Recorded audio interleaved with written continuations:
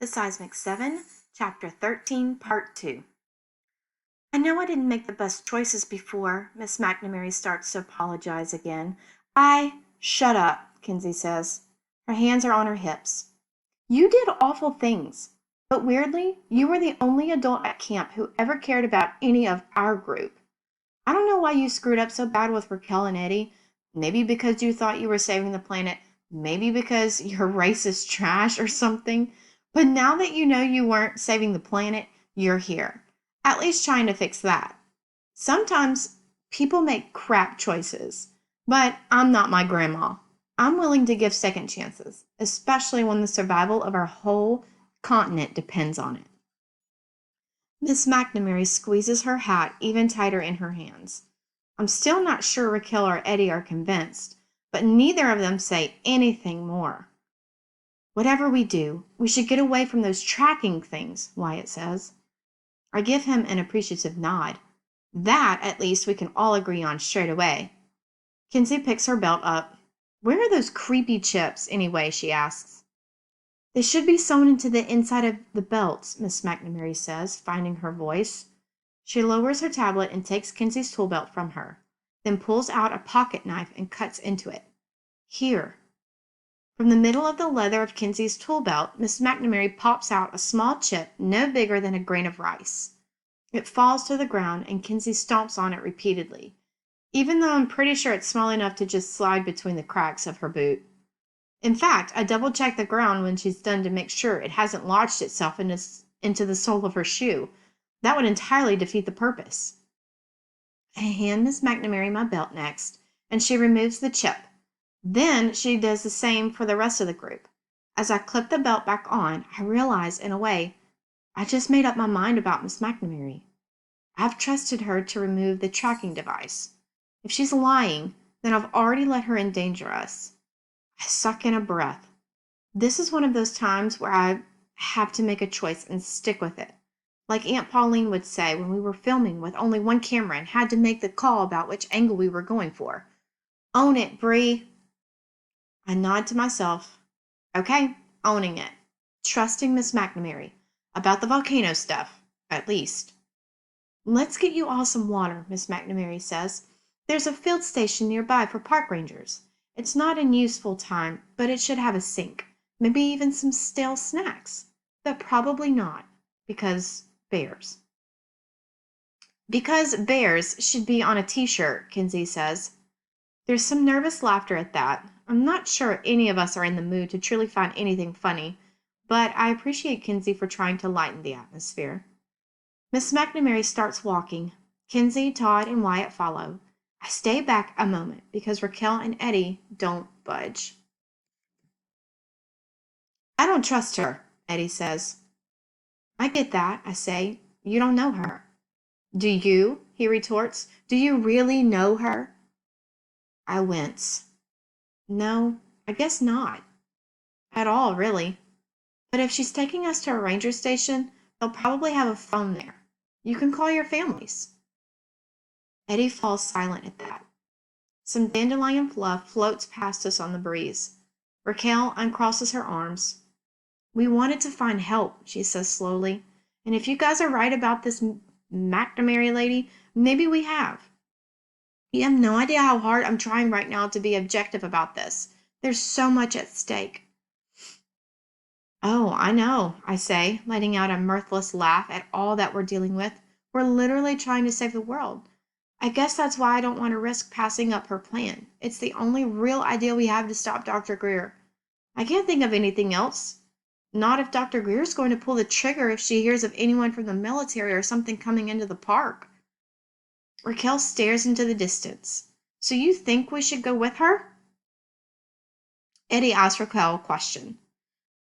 I know my Spanish isn't great, but it must be even worse than I thought because it sounded like Eddie just said something about trees not being people, and I have no idea where that would have come from. Regardless, the rest of the group is way ahead of us now, and every second we waste is another second Dr. Greer could decide to blast us all off the face of the planet. I fiddle nervously with a blade of grass, wanting to run ahead and catch up, but also not wanting to leave Raquel and Eddie behind. This does sound like our best bet, Raquel says to Eddie, in English once again. It's our only bet, I add. I hate to sound pushy, but it is what it is. Raquel nods at me while Eddie makes a frustrated noise from the back of his throat. But he joins Raquel as we all hurry to follow the rest of the group. Miss McNamara leads us down the path to another side trail where the stream splits off. We walk for an hour back into a wooded area until we reach the station she was talking about. It's devoid of people, as Miss McNamara had guessed it would be, and unfortunately devoid of phones or radios. This earns me a harsh glare from Eddie, but surprisingly no real reaction from Raquel. Maybe that's because we do find a sink. All of us gorge ourselves drinking from it. We also find a jeep. This second find even raises Eddie's spirits. If things turn bad, we can use this to get away, he quietly says to both me and Raquel. There's a lot more of us than there are of her, he nods at Miss McNamara. He's right, but I don't think any of us are old enough to know how to drive. Even Raquel. Who leaves a jeep in the middle of the woods? Todd asked Miss McNamara.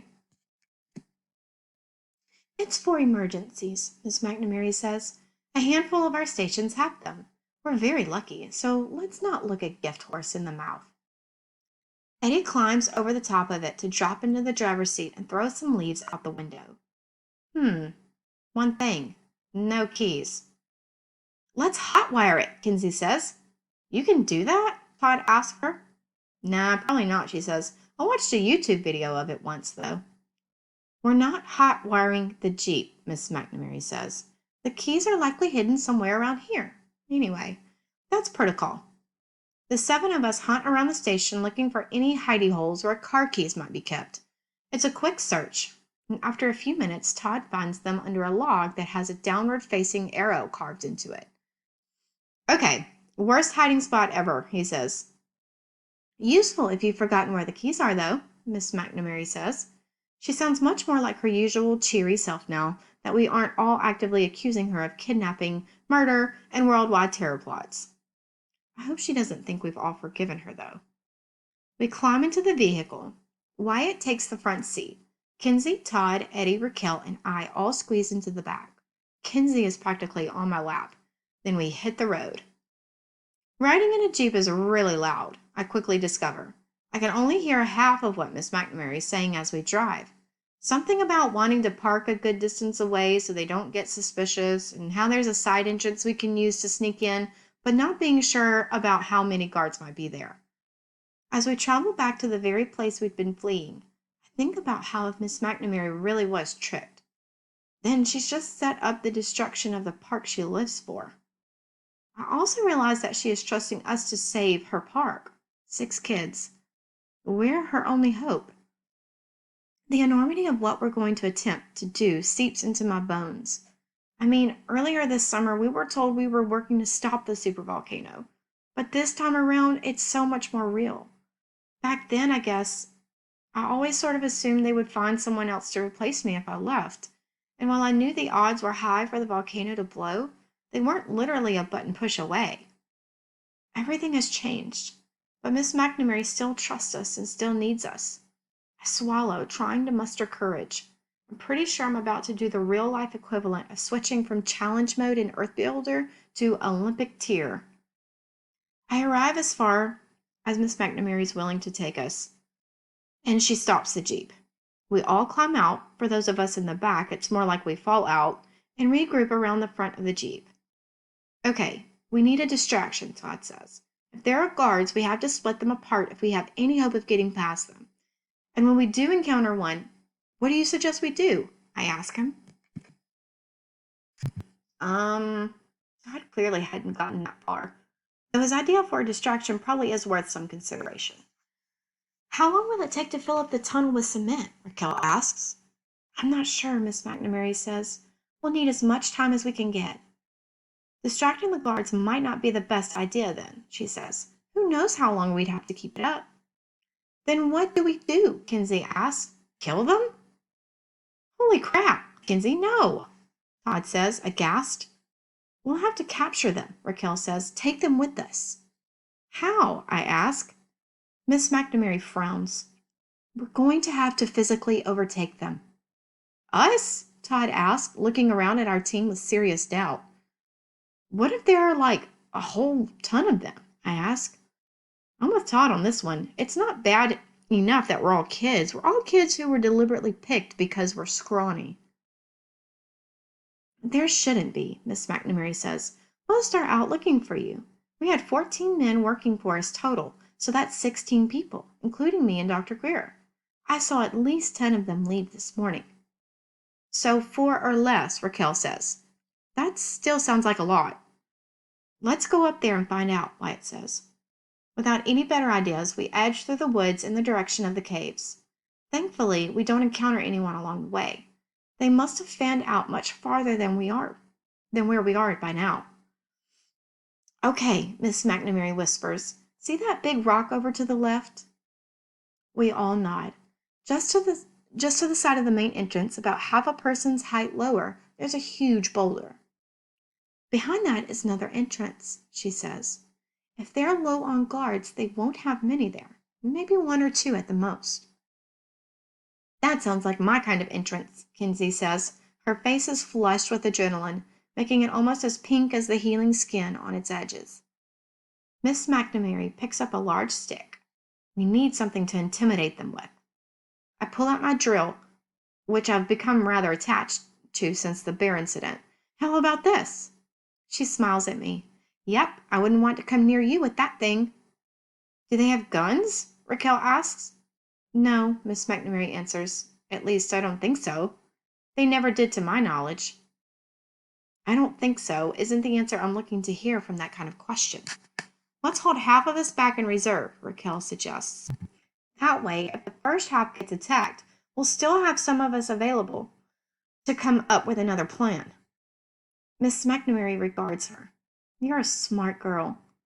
I'll go first, I say, ready to just get this over with. Who's with me? I am, Kinsey jumps forward. Me too, says Wyatt. And I'll go, Miss McNamara says. That'll be a strong showing. 4 of us against hopefully just 1 guard. I've never fought anyone before. I'm not sure I can, though not for nothing. We did fend off a bear this morning. Okay, I say, let's do this. We near the boulder. So far, I don't think we've been spotted, but that's about to change, I'm sure. Whoever is on the other side of the boulder will see us. We just have to make sure they don't have time to radio for backup. On 3, Miss McNamara says. On 3, Wyatt confirms. 1, Kinsey says. 2, 3, Miss McNamara shouts. We leap forward past the boulder and into the hidden second entrance. There, as predicted, is 1 guard, a man I'd recognized from camp, but whose name I never learned. He backs up in alarm, clearly not expecting us, which is perfect.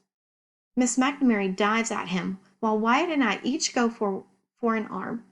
He tries to kick out, but Kinsey throws herself onto his legs. Wyatt shoves a work glove in his mouth so he can't yell. I'm thrown up against the wall, but when I hold my drill out in the direction of his face, he stops. Miss McNamara leans her stick lengthwise into his throat, and his eyes bug out. Now, Kinsey, she says. Kinsey gets to work with her tool belt's tape measure, wrapping it around the man's legs and tying him up. He lays on the dirt, completely pinned. I lean against a rock, trying to catch my breath. It all went so fast. I can barely believe we did it. Are you alone? Miss McNamara asks. The man glares at her. He must realize that she's no longer on the side that he is. Yes or no? She demands, motioning to me to raise my drill higher. He nods. You're alone? She repeats. He nods again. How many more are left at the camp? She asks. He can't answer with his mouth full of gross old work glove. Miss McNamara holds up 4 fingers. He shakes his head. She lowers it to 3. He shakes his head. 2. A nod. There are 2 others around here somewhere, though down this particular section of the cave. I wonder where they are and how we're going to take them down.